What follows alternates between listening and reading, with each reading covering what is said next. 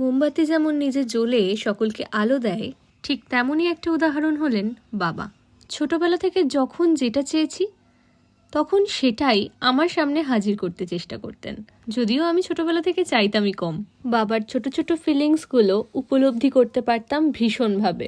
আমরা যখন ছোট থাকি তখন আমাদের সকলের মাথার মধ্যেই বোধহয় এই ভাবনাটা একবার আসে, বড় হয়ে এত ইনকাম করব, বাবাকে আর কাজ করতে দেব না।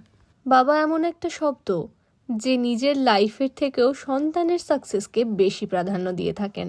জীবনে কোনো দিন যদি কিছু করতে পারো, সবার আগে এই মানুষ দুটোকে রাজা রানীর মতো করে রেখো। আর মাথায় রাখবেন, ছোটবেলায় আমরা যখন বাবা এবং মায়ের কাছে কিছু একটা জিনিস চাই এবং চেয়ে না পাই, তখন আমাদের থেকেও বাবা এবং মা অনেকাংশে বেশি কষ্ট পান। আর যত কম বয়স থেকেই তুমি এটা উপলব্ধি করতে পারবে, তত তাড়াতাড়ি তুমি তোমার নিজের পায়ে দাঁড়িয়ে স্বপ্ন পূরণে সক্ষম হবে।